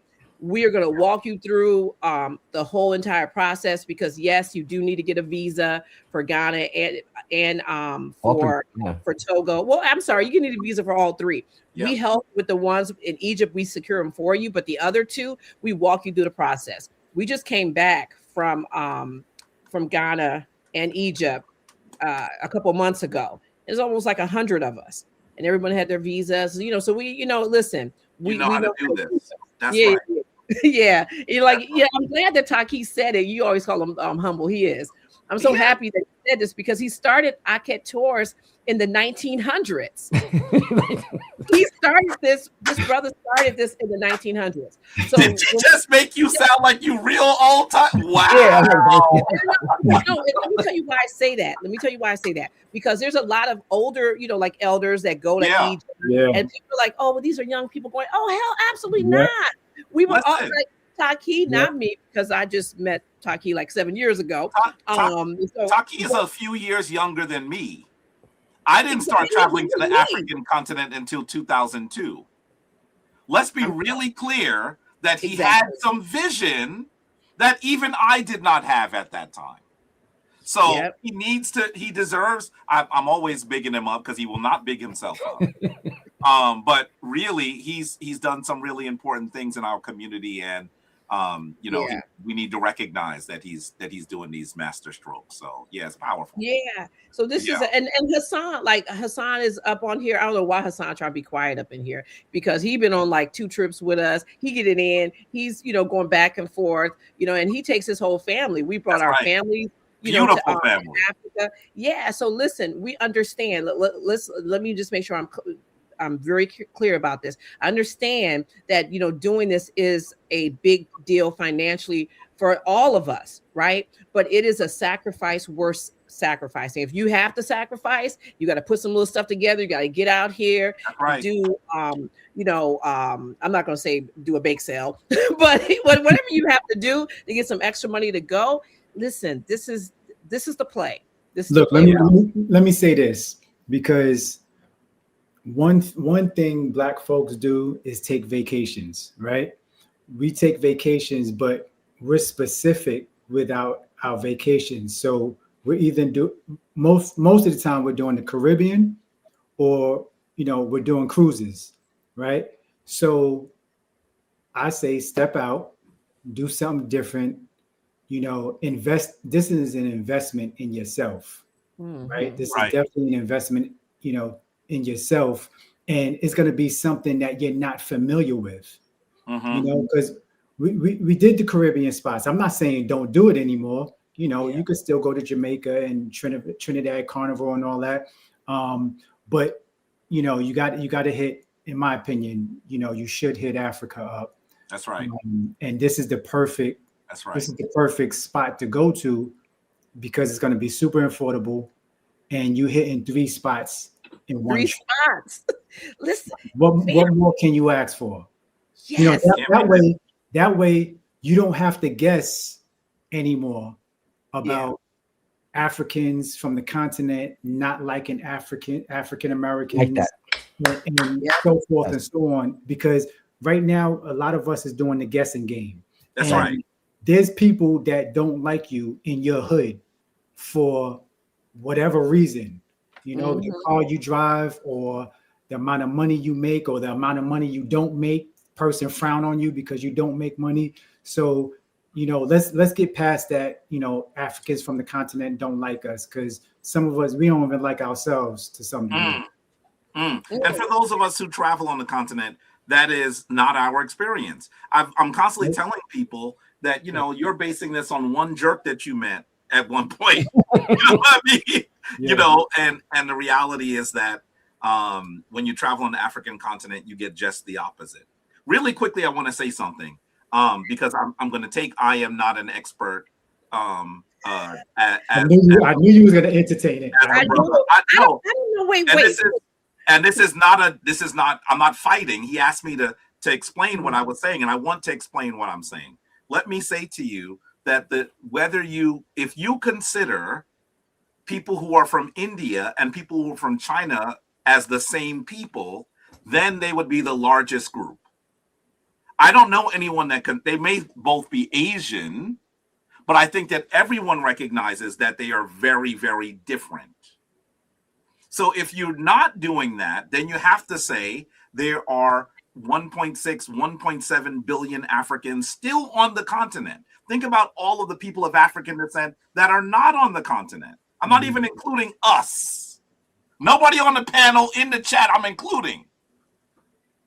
the number of people who are of African descent, just by looking at those on the continent, compared to those who are in, I know these are nations, but I'm talking about ethnic groups within those large nations, Indian and China and Chinese, that's a smaller number. So that is what I'm referring to. The only way that you could disagree with that is if you believe that, I don't know, that Gandhi is the same as Mao Tse-tung. If you think they're the same, then okay, Asians are larger. But if you don't think that they're the same, then there are more Africans on the planet than there are Indians or Chinese. That is what I'm referring to. And so I'm hoping that you'll be able to understand where I'm getting those figures. And I'm going to tell you, the place on the planet that has the worst possible statistical analyses in terms of population is the African continent. So when I say 1.6, 1.7 billion, I'm being conservative.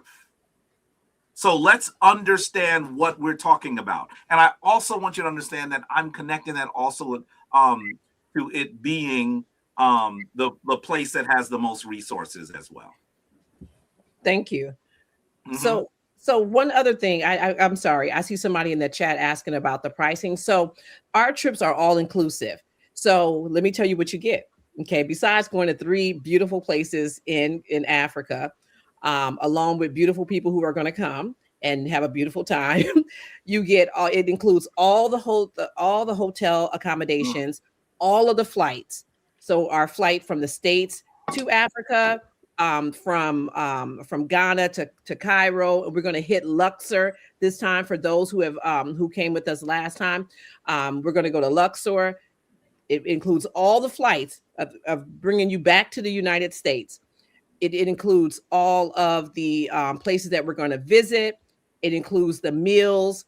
Let me see. And we have English speaking people, our tour guides. So it includes everything. The only thing it doesn't include, our tips, and you have to pay for your own visas. Other than that, family, it's very affordable. And I want you to just really concentrate on the value. Okay. And we can, a lot of people say, oh, we have a value. No. Just do a little internet search. Look at look at what we're doing over here, compared to what someone else is doing, and you can determine that for yourself. And the other piece, the beautiful thing about traveling with us, not only, like I said, we've been around since the 1900s, that you can get access to us all the time. Yeah. Like literally almost 24/7, so any questions that you have, and I know you may have a lot, you can just go to ACAT Tours. We have a phone number. We have an email address. You get with us, and we'll get back with you within a reasonable time. All right, fam. So this is, God, you know what? Let me just say shout out to Hassan and Taki, because they let me come on and say all the good stuff, all the fun stuff. I really appreciate y'all. So, well, you know what, Taki, you can give like a little introduction about why we decide to do what we're doing now. Okay, but wait, go ahead. Get on this trip. Don't wait to the last minute. Put down your $300. Even our deposit is lower than anybody else out there. Okay, our deposit to even get into this trip is lower than anyone else out there. So family, go to acattours.com and get, I'm telling you, put it on the screen. So let's put it up on the screen. All right. Isn't that on the screen right now? Or? Yeah, a little more visible. I was playing games. I need these glasses. There we go. Look at that. The world just opens up. Right there, acattours.com. Put your deposit in today. Listen. Right. So, you'll have fun. Family, we've been, it's 2020, so damn, wow, 6 years, going on 6 years now. We've been doing this amazing thing, and none of it can be possible without you guys. And it's so important that is something that's understood and recognized. One of our central foundational energies and principles that we deal with, and speaking of Ma'at, foundational speaks of reciprocity. You just want to make sure that we understand that just spending time here with us right now is valued, and we value that. the likes, the shares, the comments, the merchandise, everything that you guys do. We value that. And, you know, we always want to figure out ways in which we could show our appreciation and show our gratitude to you. And that's really so important for us here at HAPI, because this doesn't exist without you guys, and the family is the cornerstone of what we do. So shout out to you guys, all that you do and being a part of this amazing journey. So we've been thinking long and hard of some of the things that we can do to kind of underscore the gratitude piece. And one of the things we've come up with is something that's exciting. It's cool. And, you know, I ain't going to do it like Felicia do it. So I want to let her kind of get in and take it from here. Exciting. So first let me say shout out to Miss Jeffrey. I see that this is what we're talking about, sharing and caring. And I'm so glad, because Jabari, I always say this when we're on here. I'm like, Jabari said you need to share and like and comment, but you got to share this video with 3 other people. And I couldn't remember why you said 3, but I know you said 3. But I see that John Henry Staples, who is one of our elders, anytime the chat, that means we're going to have a good show. But he told his niece to watch, and she's on. That's what it's about right there. Like that's the piece. That's the community piece. Right. So listen, I'm so excited. Okay, I know you guys are like, why she always say excited, but I do say excited. I love HAPI. So, you know, and to show like our gratitude from all 3 of us, you know, because we really appreciate you guys, we have a little HAPI giveaway. Now, this is nice because if you guys have been with us before, we did this when we got to 10,000 followers on YouTube. We had like a whole bunch of businesses. We had 10 businesses give us merchandise, and we gave out like 10 boxes of stuff. This year, listen, we done have an upgrade. We have our own HAPI box. Look at the box. Beautiful. Excellent. But no. See, that's not nothing. It's wait till you look. You get the box like this, and you open it. Ooh. Look at that. That is HAPI. That is whoa. I was so excited. See, I got so excited with this box. So you open it up, and there's HAPI. Yeah. Okay, but no, we ain't stopping there, family. Look inside. We have so many things. So I'm gonna go over all little stuff real fast. Okay, and everything was curated, family. Okay, like we thought about every single thing that's in this box. So first of all, you can't do anything without a little HAPI mug. Okay, and the thing about this is that you guys have this and we don't. None of us have this mug. So this is nice. So you know. I don't know. Some of y'all might get this box without this. This is nice. Get a little HAPI mug. It's a large mug too. That's a nice mug. I know. This is the 15-ounce mug. Yeah, that's a because large we mug. care about y'all. We like really want y'all to, you know, yeah. Like we really love. We got the best people over here. In our chat in HAPI, and then now, and we also have a HAPI T-shirt because you can't go any place without swag. All 3 of us got swag on. So this is our HAPI compass.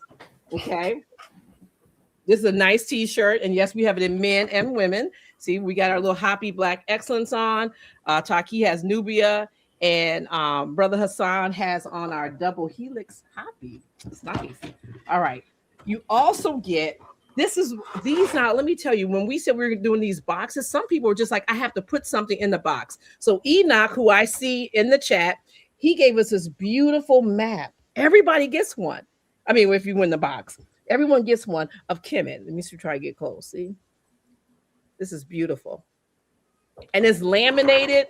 Yeah, so this Brother Enoch's work is quality work. Yes. Enoch don't play around. And another brother who's in the chat, he came on like a couple weeks ago.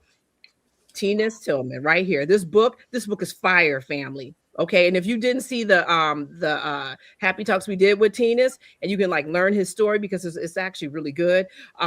You can check that out. But he donated 10 books to us, family, right here. This is also in a little HAPI box. And now, you know, let me tell you, when we did the One Africa conference in Detroit, we had made just like a book, you know, and Jabari was there. Shout out to Jabari. Yep, we made a book. of everyone, and we asked everyone to write a piece about, all the scholars to write a piece about the unity and what they thought unity meant. It was really nice. But we were just like, we're going to put this together, and for people who come, they get a book, and we put it on the chairs. Let me tell you, people were straight stealing these books. And so we had to order some more. And so we have a few left right here. This is the commemorative book from the actual conference. And let me tell you, Susan Tata, Dr. Jeffries, Rosalind Jeffries, and Dr. Leonard Jeffries, Jabari, everybody has an article up in here. This is really nice. This is actually a keepsake. Okay. And listen, this is why you guys need to straight up come to the trip, because if you come to the trip, in our box, we got a fan. You know what you need a fan for? Because it's hot as hell in Africa. Okay. And we were like this. It's like, we were thinking about this, and I remember the last trip in Ghana, and a lot of people had these little fans. And I was like, you know what? We need to include this, because people who are traveling, who are down with HAPI, are travelers. We are globe-trotting travelers. So you need a little fan. It's nice. And we have a gift certificate, fam. That's you the get one. $100 off. I know you get $100 off of your next trip with HAPI. That's a lot. And the only thing that I can't show you, because we have a thank you letter that we write personally to you. So we can't put your name on it yet, because we don't know who's about to win this box. Yeah. So yeah. Yo, you should work. Did I cover everything? Network. You said who? You should work for the Home Shopping. You said I should work. Home Shopping Network. No, no, Felicia. We gotta listen. Let's get into how they can get it. Okay. Yes. No, I've been sitting around for so long. Yes. All right. Yes, So family, we have 10 of these boxes. Every time we go live, we're given a box. Okay. Every time we go live, we get in the box.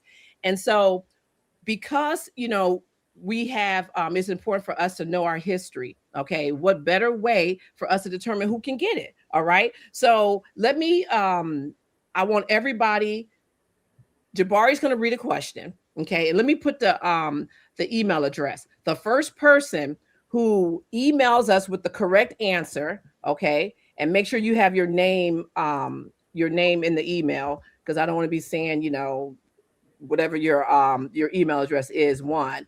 And we won't say your last name, but we're going to definitely say your first name. Okay. So, okay, wait, let me make sure. Okay. So everybody has the email address, hapifilm@gmail.com. Okay. Get your little fingers ready.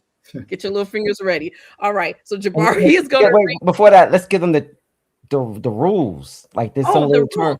Yes. Okay. So listen, family. When if you win, okay, you must take a picture with the HAPI box. You have to send it to me, because I'm going to not only put it, in our social media, but we wanted to show family that somebody actually won it. Okay. We're just not making up, names, but it's important for us to, to build this community piece. So you have to take a picture and you have to send it to me. And so if you don't feel like you can take a picture with your box, then don't send us an email. Okay. So everybody who, want to take their picture, and something nice like this, any type of little something with the box. It can even be this right here. Yay. Because look at that HAPI. That HAPI look good. I'm telling you, family, I don't even want to send this out. It's really nice. It's a nice box. The first email with the correct answer wins. Yes. The first email, correct answer. Okay. All right. Okay, you ready, Jabari? Absolutely. If y'all think y'all are seriously studying our history, I would open up the email and type hapifilm@gmail.com and just get ready for the question. And listen, when you get this question, no cheating. Don't try to go to Google and cheat. Listen, we got the African honor code, right? African honor code going. Yes, African honor. Yes. Yep, I like that African honor code. Okay, here we go. 1, 2, 3. Here's the question. You read it, Jabari. Yep. A common stereotype is that Asian people are best at math. Did you know that the oldest mathematic artifact in the world is African? Name it. A common stereotype is that Asian people are best at math. Did you know that the oldest mathematic artifact in the world is African? Name it. You want to put the email address back up, Felicia? It's still there up there. Okay. in the lower thirds. Yep. All right. So while we're waiting for our happy scholar to come through with the answer to that, That's the happy scholar. listen, that's what they are, the happy scholars. As we wait for them to come back with the answer, I think we might have. No, we don't. Oh no. We had someone. Okay, let's see what this one says. Oh, looks like we might have a winner. Well, Oh, I don't know. It's kind of guessing, so it wasn't direct, so can't really go there. come on, family. Wait, we need a little black tune to have. I can't think of a little black tune. Do that, that. I tell you. Oh my God. See, family, look. I tell you what, why don't we do this? We're gonna put the answer up and then we'll see who kind of came through. Wait. Did you get emails already? Yeah, oh, plenty. Wait, did you get somebody who Plenty. Beautiful thing about these is all time coded. So That's right. Yeah. So we'll so you see the answer in yeah. There's a lot of different answers. But yeah, let's put the answer up. Wait, you gotta say who the answer. No, we don't. I don't. Listen. We're gonna keep them in a little suspense here for now. Oh, this is a little suspense. Yeah. Let's see who okay, apparently we didn't work out this part of the. No. Listen, it's worked out. Okay. All right. Here we go. Here's the answer, family. Okay, go ahead, Jabari. Break this down. The bumble bone. It is 41,000 to 43,000 BCE. It's the bone of a baboon, the femur of a baboon, found in the Border Cave in the 1970s. It's the lower east area of Swaziland near South Africa.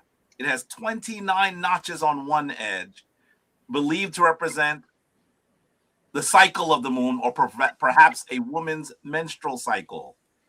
That is the oldest mathematic device in the world. I see that some folks in the chat were trying to remember the name of the other bone that is similar.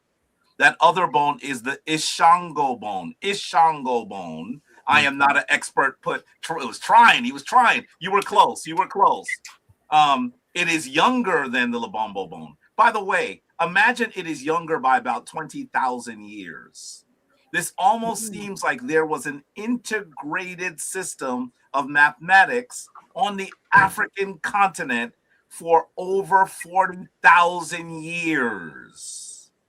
For them to have two artifacts that were very similar, and one is 20,000 years younger, and that one's even ancient, is quite amazing. And I did see that Reef 1866 did type it in the chat. Yes, I did see that in the chat. Wonderful. Listen, family. The participation was immense. Thank you so much. We do have a winner. Please, I shared the name with you. You want to go ahead and say the name? Jason. Jason is our winner. That's what's up. Yeah, shout out to Jason. Yes. One of the first, got it in. A lot of people were saying the Shango, different other things, but brother Jason definitely was able to do that. So we'll be in touch with Mr. Jason, and we'll get his information and send him. Yep, email us his box. Yep. You mess around, Jason. This box I'm gonna be right here just sipping in the 15-ounce mug. Oh my God, this is so nice, family. Thank you. So listen, we still got 9 boxes left, fam. Okay, so now you know how we coming. Okay, we have another live show next week, next Sunday. So I'm just saying, fam, make sure you are tuned in. And again, thank you, Tina's. Thank you, Enoch, for your donations to our box. Make sure, family, that you are signed up to our newsletter. Because, and listen, y'all need to thank Taki, because I had a whole bunch of other ways I was going to do this. I was like, well, if they not signed up on the newsletter, if they don't open it, they can't even do it. He was like, no, because we all a little community here. And I was like, okay, I'm feeling that. So listen, fam, make sure I know. Oh, see, you know what? Shout out to Keisha, who also has traveled with us, and Miss Jeffrey. They giving Jason some shout out love. That's what's up. That's camaraderie. That's right. That's but right. Jason, this is what Jason got coming back. This is what he got right here. He got the HAPI. This is nice. This is a really nice box. It's nice. Hey, you know, Jabari, while we're just on this topic of African genius, because that's really what we're talking about, something that's 40 some odd thousand years old, and Africans performing mathematics in a time where people were literally in the caves. You know, it's important to underscore that aspect of it in thinking about the pyramids and Pythagoras and theory and all this other stuff, and just I just want to speak to the African origins of civilization for a moment as we wind down the show, just really kind of speaking to the, just again, you know, Africans formulating calendars, star charts, and mathematical equations, in performing medical, you know, high operations with very little to do, digging, excavating tombs hundreds of feet deep in the earth with no electricity. And you know, we can go on and on and on about just so many different things that we were accomplishing, but I just really wanted to just, you know, as we close out this show, and if we don't teach it, they'll erase it. You know, we need to teach the African genius. Just speak to it if we can. I think that one of the things that we have to recognize is, and this speaks to also something Hassan said earlier, you know, how does this connect to my material circumstances? How do I feed my family based on this? Was that Sen Jason? No, you wow. know what? I don't know about that was you. I don't know about this Jason. All I can say to you is Sen Jason is as enamored with history as I am. So I'm not even surprised that he got that answer. Okay, shout out to Jason. Let me say to you that as a young person who was educated in New York City, I remember being that kid that really excelled in my academics as a young person. And I remember that my peers, people who I still know who love me, would sometimes question why I would succeed, because that's not what we do. You're acting white. Who has not heard that before? Those children that said those things around me and around other kids who I was in school with, they weren't trying to hurt me or damage me. They were simply reflecting what they had heard. And in the absence of corrective history, how could any of us had a proper retort? Why is it that we think that Asians are the masters of mathematics? That Africans are not those who read proficiently, when we are also those who created the oldest books in the world? See, what I'm trying to say is, when you're able to see yourself in history, you're able to more clearly see yourself in the mirror. It allows you to do those things that you are meant to do without the restrictions of white supremacist negative mythology. And that's what happens. Listen, my niece right now is at Princeton. Princeton is rated the #1 school in the United States. And I know that little black girl, who is in the STEM fields, by the way, when she sits in that class, I know that there are times that she is less reticent to ask for assistance. All the other students need assistance too. But if she asks for assistance, what do they think about her? You're not really supposed to be here. Not only are you a woman, but you're black. See, these negative this negative propaganda that has infiltrated all of our societies even affects the way that we operate. Imagine if you had grown up understanding that it was your people who first charted the stars, who first decided that you were going to engage in higher order mathematics, who were the first to write, who were the first to practice medicine. Now, all of a sudden, you seem to believe that you can do whatever you like. There are no restrictions upon you. So it is critically important for us to understand our history. It is through our history that we'll properly see ourselves. Absolutely. I like that. Through our history, we will properly see ourselves. All right, fam. Right there, the trip. We're gonna end on this trip. Okay. Listen, and call us. We'll walk you through everything. This is gonna be some fun. Some fun will be had, and you can ask anybody that's traveled with us. We have a good time. We learn, we reflect, we go within. We have a good time. We sit down and have food together every day. So we have a really good time. That's right. Yep. ICatTours.com, fam.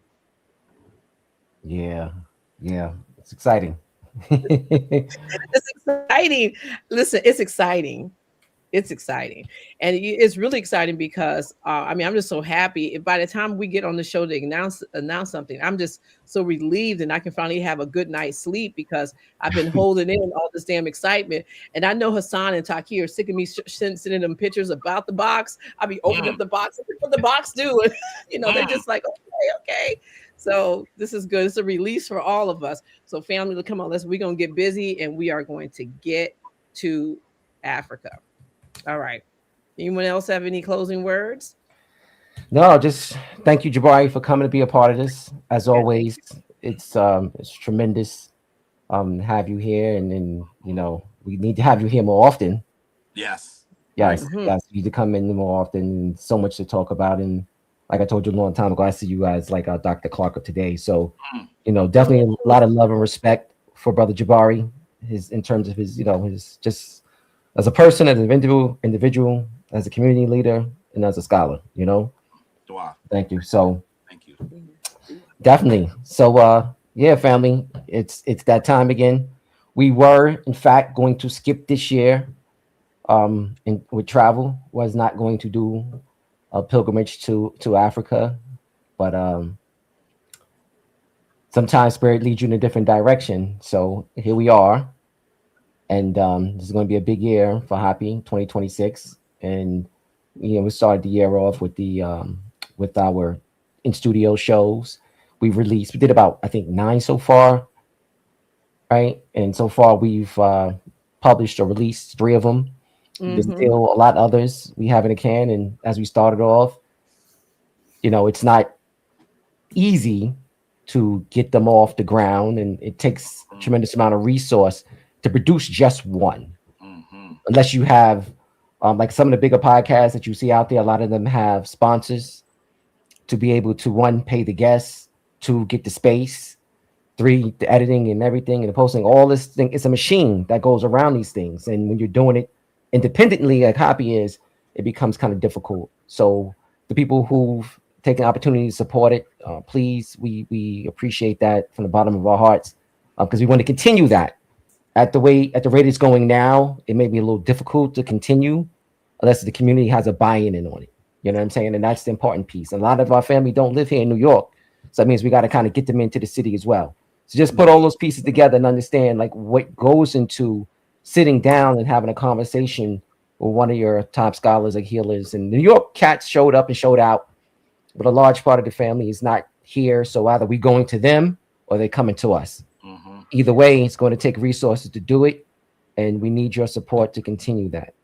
And if you can't do it monetarily, there's many other ways to support it. Like I said, just open a newsletter, reading it, sharing the videos, liking, commenting, the merchandise, just all the different things that we do. It's important that you show support in any one of those ways, because that's help. It all goes into a conglomerate so that we can then turn around to produce shows like that. So yeah, that's it for me. And obviously, definitely this opportunity to really show support, come on this pilgrimage, this journey. It's the first time we're doing it like this. We're doing 3 countries, and entitled it Happy in Africa for a reason. It's not just one destination, not just two, but it's three. And affordability is a big part of it because we really wrestled with that to keep it at a price point similarly to what we've done in the past in its value. So it's a tremendously great experience and that you should take advantage of. Yeah, 100%. Yeah, I'll piggyback off that. Come spread some love with us. Come learn the culture in these African countries. Come learn the history in these African countries, specifically Kemet. It's a lot of history over there. Of course, you're not going to learn it in one trip, but do your studies before you go. Do your studies while you're there. Do your studies afterwards. It's something that I feel that, all Black folk need to know about. All right. And Jabari, I just want to thank you again for coming through, spreading your love, spreading your knowledge, sharing your energy with us. And always, I want to thank you also for entertaining some of these back and forths and some of these debates with different people, whether they're scholars or whether they're just trying to find their way. And it's something that they're some history that they're reading and they feel that, they're right about it. Because we all feel that we're right to a certain degree. But I know there's a lot of people that feel that you shouldn't be doing what you're doing as far as like entertaining some of these debates. But you've helped me gain knowledge and be able to decipher certain things when you explain certain things, right? And you simplify it for the most part. You talk a lot, but that's always it works out because you're being very detailed about it. So I appreciate that. Thank you for doing that and continue doing that. Dwa, thank you. I just truly believe that our people need to actually have a corrective understanding of our history. And so when I talk a lot, sometimes I'm like, oh, please look at everything I said and look it up. Do some research on what I've said. And if you have a differing point of view, I want to hear that too, right? Yeah. So that we're able to come to a better understanding of what our community must do. Family, you need to know our history is under attack. Yep. And you're looking at some folks on this screen who are making sure that the history of African people of African descent is actually alive in our community, that you don't have to just be at the university to hear it. We're talking about in the community, and you're gonna have a lot of fun doing it too, because those trips are fun. And so I'm really hoping that you support, and I'm really hoping that you continue your study. Yes. All right, Felicia, you want to give one last let them know one more time before we close out where they can go get everything, where they can go sign up and register for the trip? Yes. So family, you want to go to icattours.com, right there, icattours.com. Remember, we've been around since the 1900s. So we know a thing or two about traveling and bringing large groups to Africa. I don't know why this keeps going off. But we want to make sure, really look at the trip, look at all that you're getting, think about what you need personally, and you will 100% understand that. There you go, icattours.com, that you'll understand why you need to be on this trip. And again, family, put your deposits in early, because when we sell out those initial seats that we've already held, sometimes when we go back, things are up a little bit. And if you need to talk to somebody other than us, we have a list of I think thousands of people we can connect you to, and you can have a conversation with them about traveling with HAPI. But that's it. And I look forward to seeing you guys for my birthday. And if there's somebody else that's having their birthday over there too, well, that's if they come. I saw it in the chat. And we're gonna have a good time.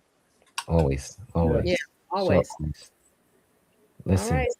So don't we want to announce the show for next weekend? Oh yes, Hassan, announce it. Yes. So we have Miss Dr. Gina Page from African Ancestry. She's one of the co-founders. She'll be coming on talking about sharing her journey on how she got into what she's into now. Actually, I think she's just traveling back from Ghana right now as we speak, actually tomorrow. So she'll come on. We'll do another giveaway, but she can share her experience on her trip to Ghana.